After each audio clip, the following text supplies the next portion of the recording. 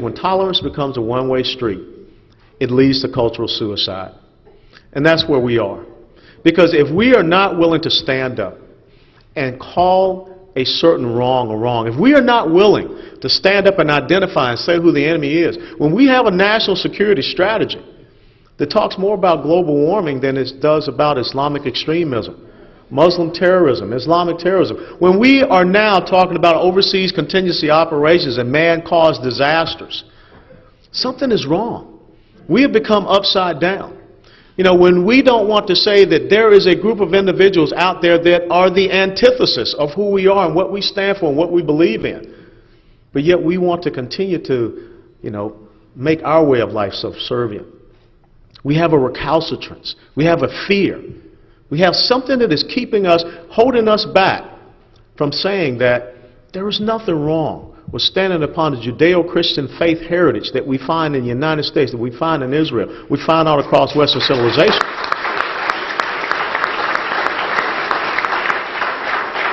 We have got to recognize who the enemy is. Because my fear is that right now we are standing in some 1930 Sir Neville Chamberlain moment where we really do believe that we can compromise and negotiate and we can appease people who mean to kill you and harm you. And when I sit back and I hear so often everyone talks about, well, it's just the Taliban or it's just Al-Qaeda. I mean, it's such a narrow focus. That would be just the same as if, you know, the United States of America went to war and said, we're only going to go fight the 2nd platoon of Charlie Company of the enemy. Nations have to understand and recognize what is it that is fueling the enemy that we are finding ourselves against. What are their goals and objectives? See, before Al-Qaeda came along, the #1 terrorist group that had killed more Americans was Hezbollah. And so we can't stop recognizing them. Or we can't recognize the fact that we are sending money into Gaza Strip, and Gaza Strip is controlled by a known terrorist organization, which is Hamas. You know, we made a very terrible mistake. You know, the Shah of Iran may not have been the most perfect of gentlemen. But when we did not support the Shah of Iran and we allowed the Ayatollah Khomeini to take over power, what we did, we created the problems that we see right now. We created the resurgence of a radical Islamic totalitarianism, which is imperialistic in nature and its design. And we've got to understand that. We've got to understand that, true enough, we don't need to sit here and say it's every Muslim. But there is a core group of individuals that if we're not careful, they can easily destroy this country. I had an interview last week with a gentleman from the London Daily Telegraph, and he said, well, don't you think that you're giving them too much credit, you're giving them too much, you know, props or something like that? And I said, very simple. Let me talk to you about some numbers. 19 people killed 3,000 people on 9/11. One person killed 13 American soldiers and wounded another 30. One person, if it had not have been caught, could have killed countless amounts of individuals in Portland, Oregon at a Christmas celebration. See, those are the odds. And so I'm not going to discount the onesies or the twosies, because those are truly the numbers that can still affect things. You look at what just recently happened in Iraq with the car bombing there. We don't need to talk about what happened in Netanya. We don't need to talk about what happens in Sedrot. And if I didn't pronounce that right, remember, I am from Georgia, so I do have this accent thing. But when I go there and I see the young children who are shell-shocked, when I see the playgrounds, they have bomb shelters next to it. Why? Why is that happening? And that story is not getting out. See, after you recognize the enemy, another thing that we need to do, we have to win this information operations war. Because when that whole Gaza flotilla tape came out, I was sitting there with my wife and I said, Angela, those guys have paintball guns strapped to their backs. But no one really understood that they had to use their personal sidearms to defend themselves. We are giving the enemy every advantage, every opportunity we can. Just the same as in Iraq and Afghanistan with our soldiers, the rules of engagement that we have created gives the enemy the initiative over our soldiers.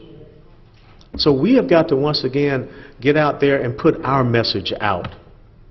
Put our message out that says we stand for freedom.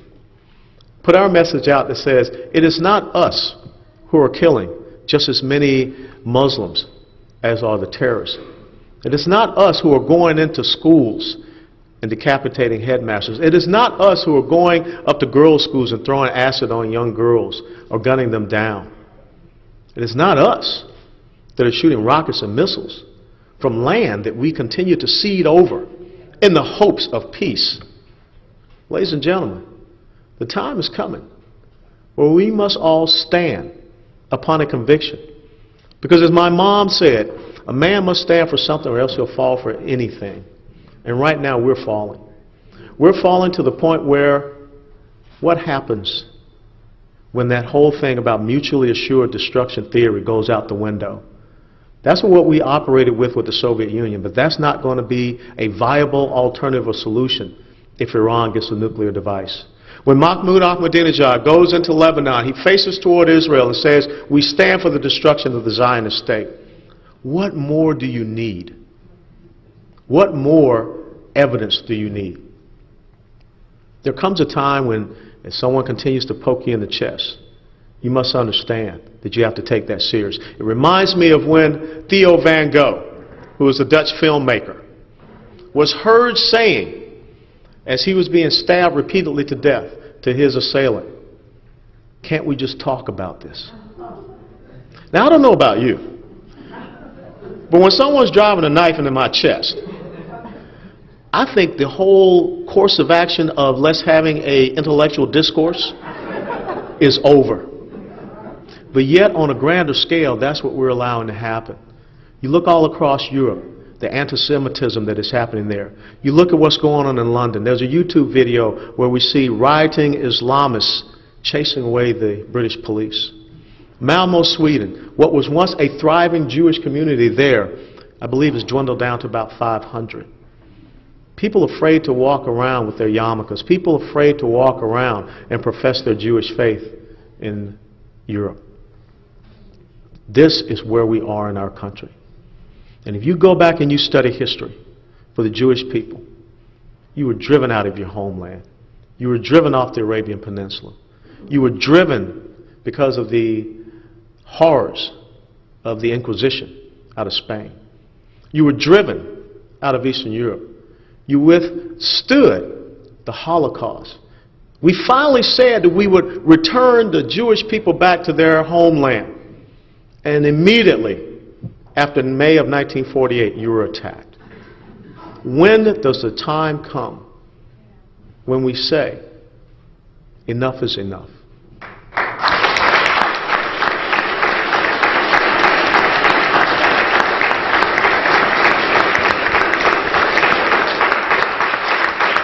It's very simple. Where do you go after Israel? Do you come to the United States of America? Because the clock is ticking here just as well. And that is the challenge that we have. We can sit around and we can talk about all the things with our economic situation. And we can fix our economic situation. We can get Americans back to work. That's not an issue. But even once we recreate economic prosperity in this country, all the great technological advancements, all the biotech advancements, all the beauty that you see in Israel, if you can't have safety, if you can't identify your enemy, if you can't stand up to that threat, then it's all for naught. If you're held hostage within your own boundaries, it's all for naught. So in accepting this award, I tell you one simple thing. It is my duty to stand up to defend Israel.